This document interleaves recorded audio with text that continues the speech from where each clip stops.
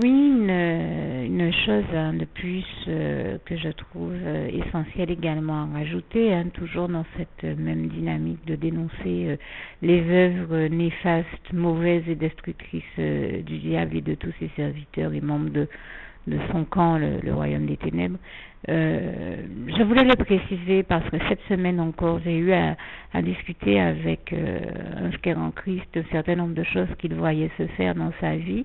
Et nous nous sommes rendus compte en juxtaposant nos expériences que le diable s'amuse à très souvent provoquer des situations où, afin de vraiment, enfin, moi j'en parle parce qu'il me disait comment il se retrouve à faire une expérience où il a la sensation d'avoir des brûlures cutanées, et il sait que c'est une forme d'attaque de l'ennemi. Moi, j'ai vécu une autre expérience où l'ennemi m'a attaqué de la même manière pour que je me retrouve à avoir une brûlure sur la peau. Il s'y est pris de diverses manières, mais il est tellement remonté contre les chrétiens, tellement en rage de voir que nous appartenons à Dieu, à Jésus-Christ, à son Saint-Esprit, et toute la gloire lui revient, et que nous lui avons échappé, que nous ne sommes pas tombés dans ses pièges, et que nous avons choisi d'aller nous mettre à l'abri dans les bras d'amour de Jésus-Christ, qu'il est enragé. Il est vraiment enragé, il n'y a rien d'autre à dire, et il s'acharne, comme me disait un jour une sœur en Christ, mais pourquoi est-ce qu'il s'acharne comme ça contre toi?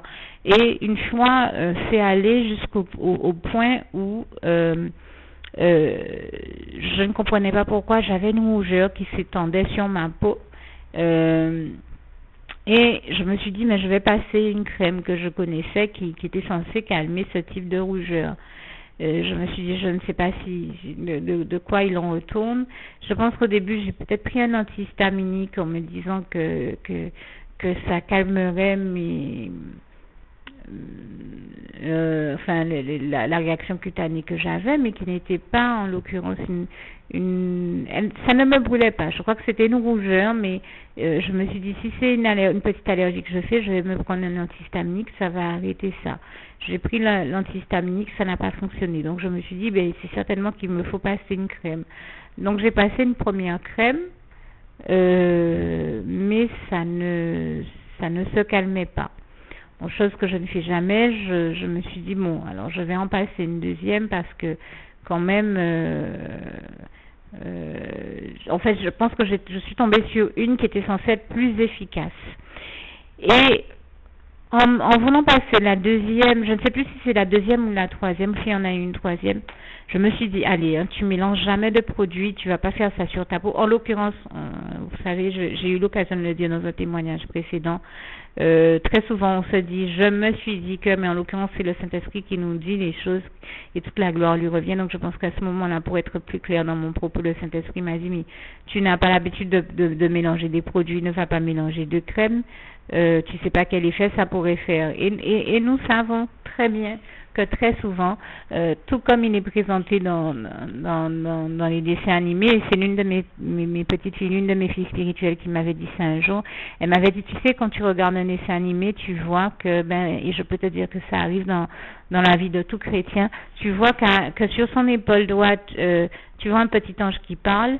En fait c'est la voix du bien, et donc la voix de Dieu, de Jésus-Christ et de son Saint-Esprit, et sur son épaule gauche tu vois un petit démon, mais c'est le diable. C'est-à-dire que la voix qui invite à faire les bonnes choses, c'est celle de Dieu, de Jésus et de son Saint-Esprit, et celle qui invite à faire les mauvaises, c'est celle du diable.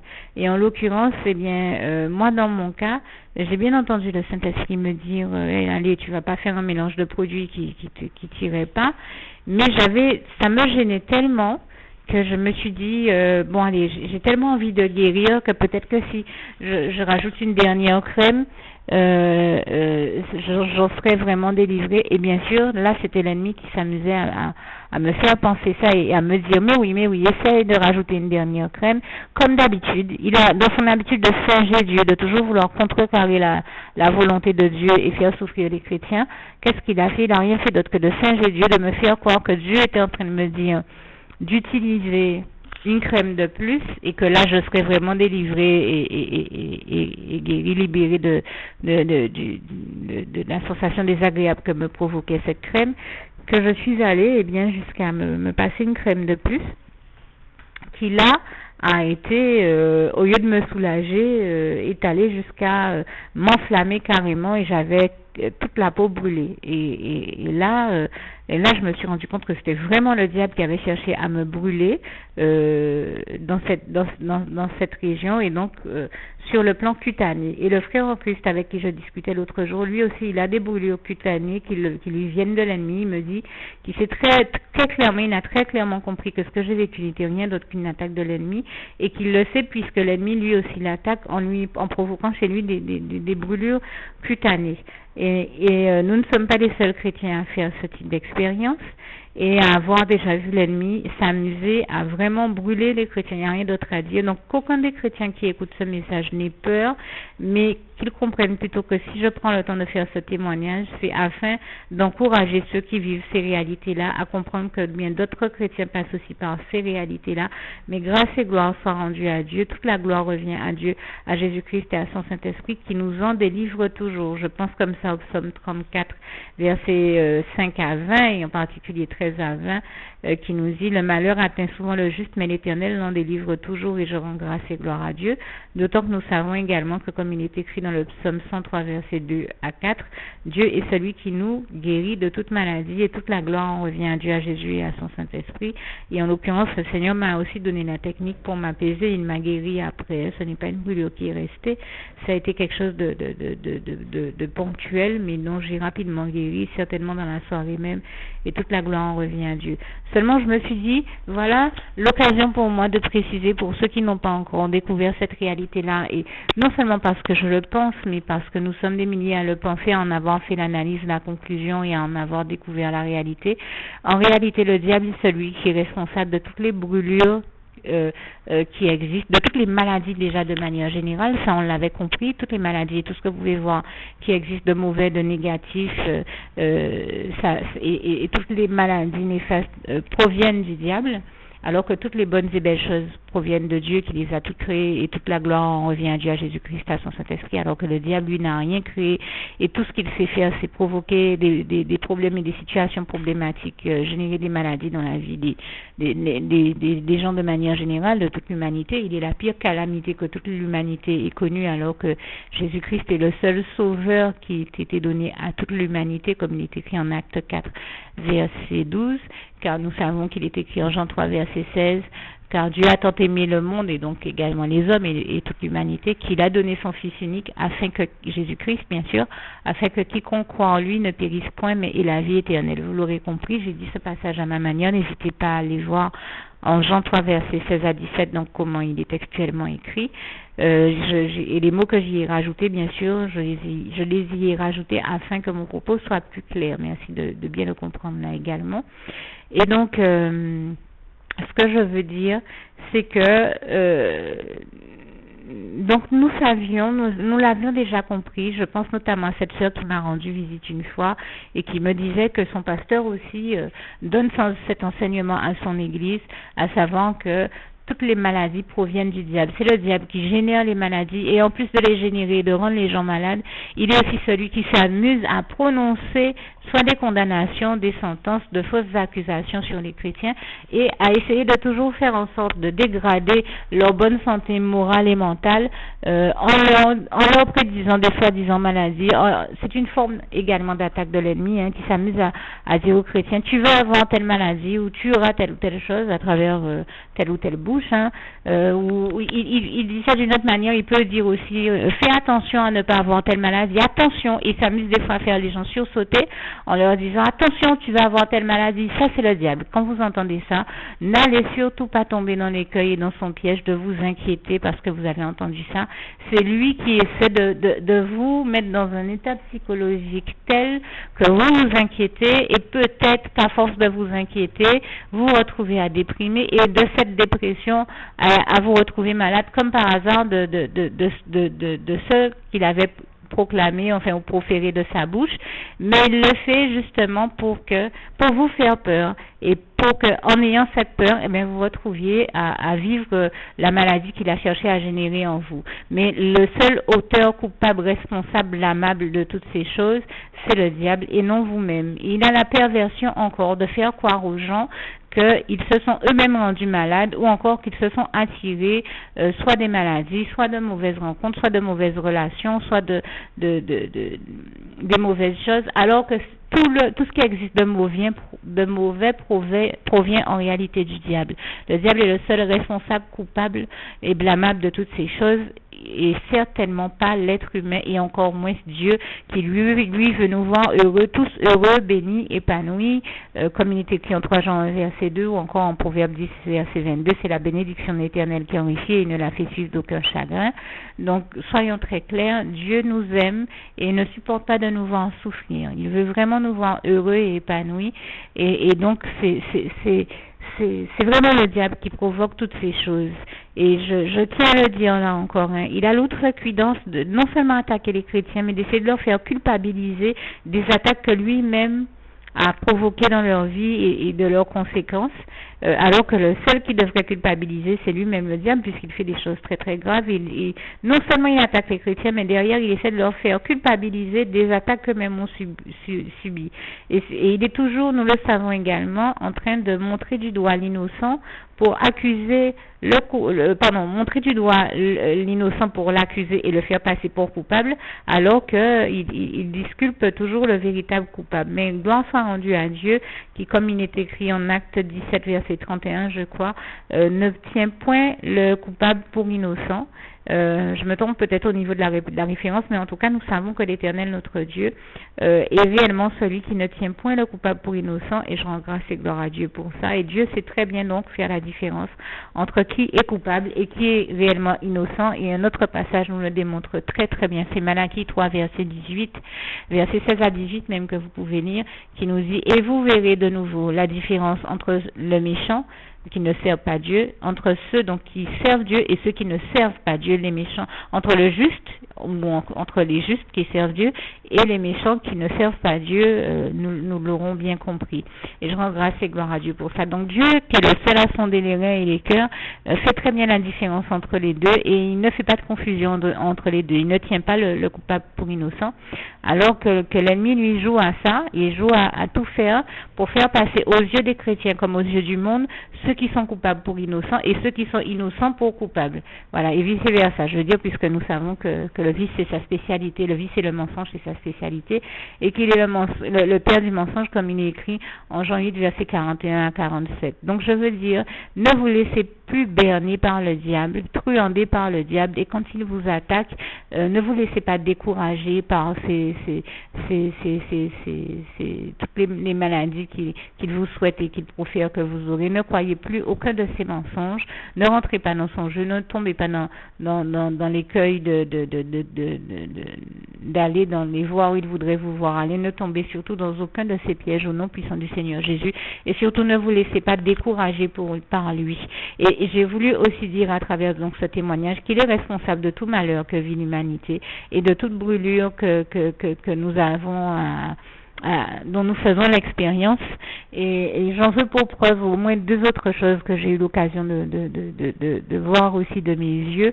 Très souvent, quand on arrive vers les périodes chaudes de l'année, sans qu'on puisse réellement expliquer toujours pourquoi, il y a des départs de feu qui se retrouvent à ravager des fois des forêts entières, des routes entières. Et moi je me rappelle avoir roulé une fois sur une route aux États-Unis, et tout le long de la route il y avait du feu. Alors bien sûr on parlait aux informations dans les journaux télévisés d'actualité du pyromane qui avait déclenché ce feu, mais soyons très clairs, celui qui, nous le savons, va terminer, et ce pour l'éternité, dans le feu éternel de la géhenne, comme le livre de l'Apocalypse nous le décrit très bien, notamment Apocalypse 20 verset 10.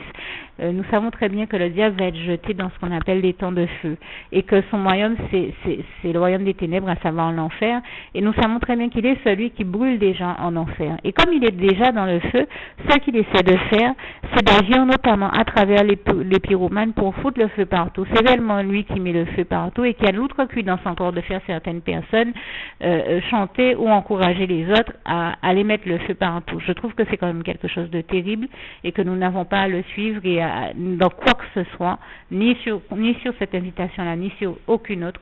Continuez toujours à dire non au diable et à toujours dire oui à Dieu, à Jésus-Christ et à son Saint-Esprit, à faire les bonnes choses au lieu des mauvaises, au nom puissant du Seigneur Jésus-Christ.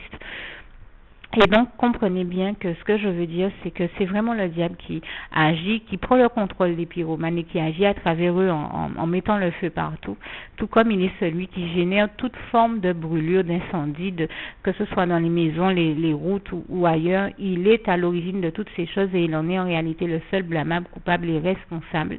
Et une autre forme encore d'attaque de l'ennemi que j'ai pu constater, je termine là-dessus, hein, le but était juste de partager avec vous ces observations et ces réalités que j'ai découvertes afin que ça puisse vous aider, dans l'espoir que ça puisse vous encourager, vous aider à mieux comprendre vos situations et à ne surtout pas vous culpabiliser, mais bien mieux les transcender en prenant conscience que si d'autres chrétiens vivent ces réalités-là, c'est que ce que vous vivez existe également dans d'autres vies, donc vous n'avez certainement pas à en souffrir, à en culpabiliser et donc encore moins à en souffrir. Donc chez moi, je vois très régulièrement le diable utiliser cette même personne dont je parle souvent, qui malheureusement, Dieu me l'a démontré, est déjà arrivé à un degré de démonicité tel que même quand on lui parle, et plusieurs personnes lui ont déjà parlé, elle ne tient pas compte de nos avertissements et de nos remarques pour changer son comportement. Elle continue à tomber dans tous les pièges du diable, à faire exactement tout ce que le diable l'a conduit à faire et la manipule à faire. Et notamment, l'une de ses habitudes, et ça, j'ai envie de vous dire, ça doit bien faire plus de 10 ans qu'on la voit le faire, elle ouvre des robinets d'eau chaude, par exemple, si elle veut nettoyer ou passer la serpillière avec de l'eau chaude, eh bien elle va mettre le robinet dans la position où l'eau est chaude, mais à son maximum. Et on lui dit que tu vas utiliser de l'eau chaude, d'accord, c'est pas un problème. Mais dès que tu as fini d'utiliser l'eau chaude, fais couler au moins de l'eau froide, un peu d'eau froide, afin que la personne qui va suivre, qui va te succéder et dans la salle de bain, dans la cuisine ou ailleurs, n'ait pas à se retrouver à être brûlée par l'eau chaude qui coule.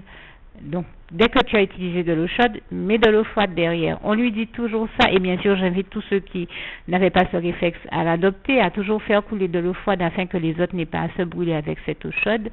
Eh bien, on a beau lui dire ça, chaque fois le diable utilise pour brûler les autres de cette manière-là. C'est-à-dire que tous ceux qui passent après elle se retrouvent chaque fois à se faire brûler par le diable de cette manière-là. Et nous savons que c'est le diable qui là encore le seul coupable et responsable de tout ça, parce qu'il est celui qui l'amène toujours à faire toutes les conneries qu'elle fait.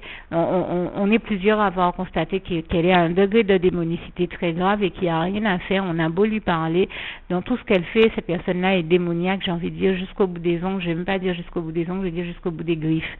C'est quand même quelque chose de terrible. Et donc, elle est là, et tout ce qu'elle fait, elle le fait pour le diable. Elle-même, moi je sais l'avoir entendu dire un jour, mais comment est-ce que je peux faire le mal dans tout ce que je fais, rater tout ce que je fais, et je me rends compte que tout ce que je fais, ça vise à faire du mal aux autres. Donc c'est quand même terrible. Elle-même en fait l'analyse. Un jour, elle pleurait là-dessus. C'est vous dire que elle-même le reconnaît. Et donc, c'est vous dire que le diable amène comme ça certaines personnes à aller jusqu'à avoir un comportement négatif et néfaste, au point que ça ait des conséquences néfastes dans la vie des autres, et aller jusqu'à les brûler. C'est vous dire comment, comme je le disais, le diable est vraiment le seul responsable, coupable, blâmable de toutes les souffrances qui existent dans l'humanité, donc de tout ce qui est mauvais, et donc de toutes les brûlures également. Voilà la chose dont je voulais vous témoigner. Cependant, que personne ne se laisse aller à l'inquiétude par rapport à ce témoignage, qu'il reste juste vigilant afin de ne pas se faire brûler par le diable. Et je vous laisse en vous disant, surtout ne vous laissez ni décourager, ni aller à baisser les bras par rapport à ce témoignage. Il ne vise pas à vous décourager, mais à vous encourager, à vous rappeler, vous faire savoir que Dieu est là et qu'il vous protège de toutes ces choses, et à vous inviter juste à être vigilant en fait par rapport à ça, et à, par exemple, adopter le réflexe d'ouvrir le robinet en toujours mettant de l'eau froide chaque fois que vous le pouvez, parce qu'il arrive que des fois on arrive devant un robinet qu'on n'y pense pas et qu'on ouvre et que l'eau soit chaude. Donc donc je ne juge personne par rapport à ça, mais voilà, j'ai voulu partager ces réalités-là afin de vous éviter à vous aussi de vous retrouver à vous faire brûler par le diable. C'était plutôt ça le sens de mon propos, et vous rappeler donc que Dieu est là, il est avec nous, qu'il ne nous abandonnera jamais, comme il est écrit en Hébreux 13 versets 5 à 8, et donc que vous n'avez pas à vous inquiéter parce qu'il fait toujours tout pour nous protéger de toutes ces choses-là, et je vous invite à rester donc en paix. Mon témoignage, je le dis encore, ne vise qu'à vous aider et vous encourager, certainement pas à vous inquiéter, et c'est pour ça que je termine avec le souhait de mon cœur pour vous, Philippiens 4 verset 7, que la paix de Dieu qui surpasse toute intelligence garde vos cœurs et vos pensées en Jésus-Christ. Que Dieu vous bénisse tous et à bientôt. Juste une petite précision pour tous ceux qui ne sont pas encore, qui n'ont pas encore choisi la meilleure des options qui soit, qui est celle d'aller se placer, de faire le choix à soi-même, d'aller se placer dans les bras d'amour de Jésus-Christ, pour se mettre à l'abri de ce monde cruel. Eh bien, je partage avec vous la prière par le biais de laquelle on y accède. Et commence par vous rappeler également ce passage de Jean 14 verset 6 où il est écrit que Jésus-Christ est le chemin, la vérité et la vie. Nul ne vient au Père, Dieu, sans passer par le Fils Jésus-Christ, bien sûr. Je le dis à ma manière, vous regarderez comme il est actuellement écrit dans vos Bibles là encore. Et donc, n'hésitez pas à ouvrir vos cœurs à Dieu, à Jésus, à son Saint-Esprit, à être sincère avec lui et à lui adresser la prière qui suit, à lui dire tout simplement: Éternel mon Dieu, Seigneur Jésus-Christ, moi, un tel, vous dites votre nom et votre prénom, je t'accepte aujourd'hui comme mon sauveur personnel, le seul maître et roi de ma vie. Je remets toute ma vie entre tes mains puisqu'elle t'appartient, éternel mon Dieu, puisque tu l'as créée, cette vie. Donc tu en es donc le seul maître et propriétaire comme de tout ce qui existe dans tout l'univers. Je remets donc toute ma vie entre tes mains, je te la donne. Merci éternel mon Dieu aussi de permettre que cette vie que tu m'as donnée continue à être à ta gloire et que je continue à te servir, à t'appartenir pour l'éternité, d'éternité en éternité. Merci aussi Seigneur de faire que je continue donc à te servir et à t'appartenir pour l'éternité, d'éternité en éternité. Et aussi Seigneur de m'accorder la grâce de ton pardon et de ta miséricorde pour tous les péchés que j'ai commis tout au long de ma vie, jusqu'à la date d'aujourd'hui incluse. Et c'est au nom puissant du Seigneur Jésus-Christ que j'ai fait cette prière. Et à vous tous qui avez fait cette prière, je vous dis que Dieu vous bénisse abondamment, puissamment, richement, et surtout n'hésitez pas à la partager avec tous vos proches et contacts, amis, membres de vos familles, collègues, bien-aimés, tous ceux que vous aimez, et surtout tous ceux à qui Dieu vous mettra à cœur, avec qui Dieu vous mettra à cœur de la partager. Et comme j'aime à le dire, si vous n'avez pas encore pris le temps de faire cette prière, comprenez bien que voilà, ça ne vous coûte rien de la faire, c'est gratuit, c'est indolore, et que voilà, vous n'êtes pas obligé de me croire, mais moi il m'est arrivé tout comme vous de devoir faire cette prière un jour dans ma vie, et quand on m'a proposé de la faire, je me suis dit, et si c'était vrai, et si c'était vraiment Dieu qui, par ce biais-là, m'appelait à lui et me demandait de lui donner ma vie, de l'accepter, c'était Jésus qui était en train de vraiment me tendre la main et qui était en train de me demander de l'accepter comme mon sauveur personnel, je ne pourrais pas passer à côté de l'occasion de lui dire oui, parce qu'il faut aussi que je reste ouvert ou ouverte à ce que Dieu peut avoir à me dire. Il faut que je garde mon cœur et mon intellect ouvert à ce que Dieu peut avoir à me dire. Donc je me suis dit, je ne peux pas courir le risque de passer à côté de mon éternité, de passer à côté des meilleures choses de la vie, surtout si le maître et créateur de la vie m'appelle et cherche à me sauver pour être sauvé, il faut bien que je lui dise oui, que je souhaite qu'il me sauve. Oui, Seigneur Jésus-Christ, je t'accepte comme mon sauveur personnel. Et c'est le sens de cette prière. Et comme je dis, elle ne nous coûte rien à faire. Et puis surtout, moi je vous dis, du jour où je l'ai faite, j'ai vu Jésus changer ma vie en mieux sur tous les plans. Et donc je crois que ça ne vous coûte rien, ça ne vous coûte rien vous non plus de la faire et puis d'expérimenter, de regarder comment les choses vont se dérouler dans votre vie, de regarder Jésus changer votre vie en mieux, à vous aussi. Et d'en faire l'expérience. Et pour en faire l'expérience, il faut commencer par faire cette prière. Donc si vous ne l'avez pas encore dite, réembobinez tout simplement cette vidéo ou ce document si vous préférez. Réécoutez-le et dites avec moi la prière que vous m'avez entendu mentionner. Et n'oubliez surtout jamais que tout est possible à celui qui croit en Dieu, en Jésus-Christ et en son Saint-Esprit, comme il est écrit en Marc 9, verset 23, et que tout est possible à Dieu, comme il est écrit en Marc 10, verset 27. Que Dieu vous bénisse donc et à bientôt.